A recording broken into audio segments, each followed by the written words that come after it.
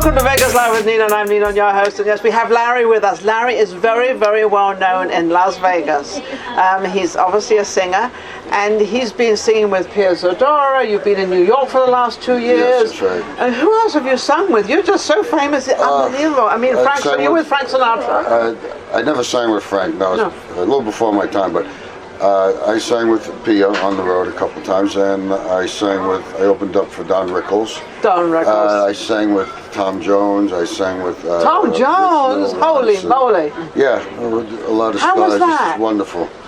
It was quite a treat. He came into the club that I was performing in, and I was informed that he was coming, and he brought an entourage with him. And after we had about 40, 50 people in the club, we locked the doors, and we just partied till about 4 o'clock in the morning. 4 or 5. He had the limo drivers standing outside for 3 hours waiting for him, and what a party. Is he, because I haven't met him. I met Engelbert Humperdinck. I knew him. But I sang with for Engelbert once. Oh, he's so lovely. Yeah, he is amazing. Club, great guy. But Tom Jones, no. But I feel like he's a very sort of kind person. A very, He's kind. He was saving his voice because he had a gig at the MGM. It was late at night. He had another gig the next day, so he was saving his voice. But Cookie Jar was there, and he got him up to do a song with us. And how amazing. We sang a duet together. Yeah, it was great. So what brought you into the world of singing? Because, it's funny, music will never go out. Oh, I mean, music is in forever. Yeah. I mean, things come and go, but music doesn't come and go. But different styles come and go. They don't really go. They just become more popular than the other one. Now, so you sing ballads and sort of... I do the Frank Sinatra stuff. I also write songs. I do rock and roll. If you're a singer in Vegas, you got to be well-rounded. Unless you're not going to get enough work. Yeah. But well, you don't have that problem. I sang, I sang in rock and roll bands and wedding bands, growing up through high school, and then I picked up a CD, Sinatra at the Sands, and I was sold. I loved Sinatra, and so I started doing all the. So you sing very much like Sinatra and sort of Dean Martin, Sinatra, the group, yes, Dino, Bobby Darin. Yeah, like all of them, and it works. Now you've been in New York for a couple of years. Yeah, I had to go back for family. I got tons of family back in New York, from Long Island. Well, you're Italian, aren't you? Yeah. 100%. So I knew it had to be Italian with a big family. And it's funny because I was married to an Italian, and they're very close to their family. Very, very That's close. why I had to go back to New York. Yeah. So, while I was there, I ended up with a wonderful agent, and I played the Rainbow Room. I played Cipriani's on 42nd Street, yeah, I know the Grand Hyatt. I played the Rainbow Room. Yes. So I played a lot of Metropolitan Room. See, when I said he was famous, was I right? No, I played a lot of nice clubs. You played a lot of lovely clubs. I'm not famous yet. Well, you are. What do you mean yet? With your help. Yeah, we're going to make him really, really famous. He wants to be. He wants to be. But you are so famous. There's one thing I found out about singers that are really, really good. They don't have the security within themselves of who they are. They always think they're not as good as they are. Right. Why do they have that feeling? That's why I drink. No, I'm kidding. That's why I drink too.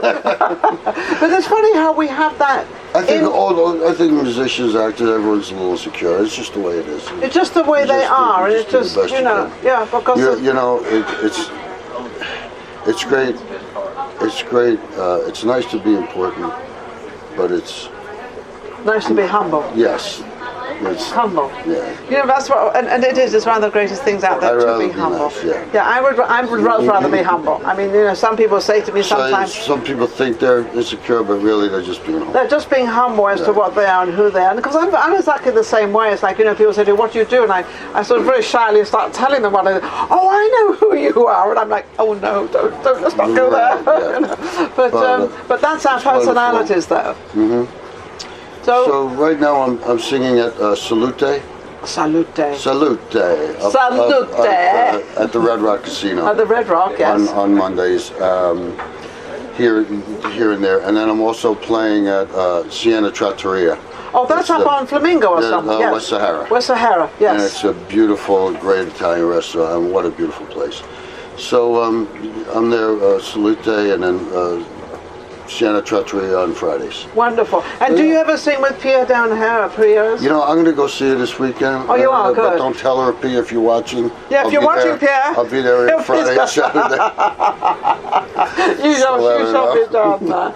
You know, and I always ask the singers this because we have a younger generation coming up, and they sometimes get a little bit confused as to going into singing and how do they get there. What advice would you give to the younger generation of how to try to make it our sort of, you know... Lessons. Lessons. Take singing lessons. Whether you can sing or not. Instructor, learn the correct way to sing, and practice. 3 words. Practice. Practice. But also, don't you also have to make sure you turn up for the job, you're well-rounded? Well, you know. That's why they call it music business. Because there's music and then there's business. Yes. You got to show up on time. You got to do the right thing. You got to look good.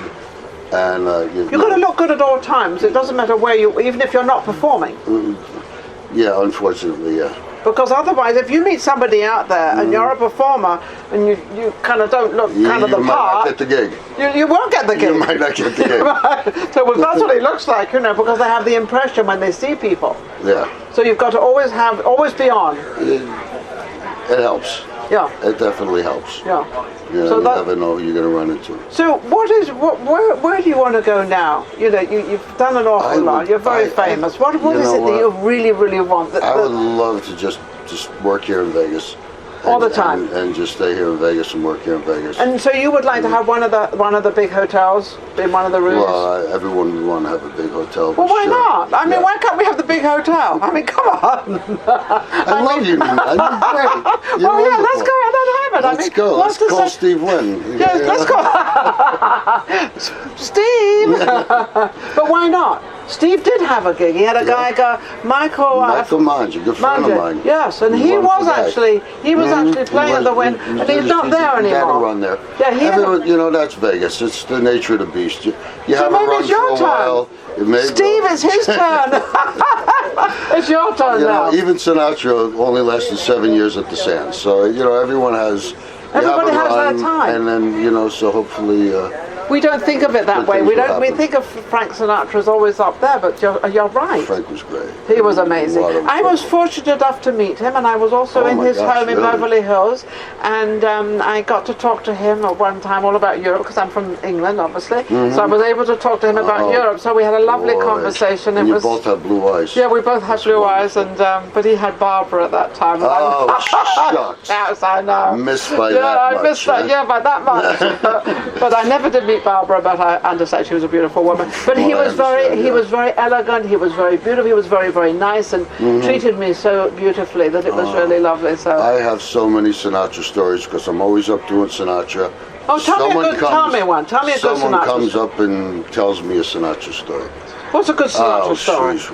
Now I'm putting him on a spot. You know, I have guys that they came up, they meet Frank in the bathroom, they shake hands, they're there with 200 people, and the end of the night, the guy goes to get the bill, and Mr. Sinatra picks it up.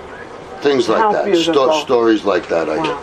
I understood he would take a watch off. He would take a watch off and just give it to them. Yeah, I've heard hundreds of stories. I want to write a book. And you should. But did I not understand that it was more of the sort of the workers that he really catered to, that he really looked after, and he really took care of them. He's a classy guy, very classy guy. Yeah, the ones that didn't have as much, and he knew that, but without embarrassing them or insulting them or anything, we'd just give them something. Which was absolutely wonderful. Yeah. So don't forget, we got to see you. Don't forget, it's going to be at the Wynn, so, you know. Oh, God, please. From my lips to God's ears, right? Absolutely. We'll be right back with our next guest. Thank you. Vegas Live with Ninon. Take care. It was wonderful. Oh, sweetheart. Mwah. Thank you.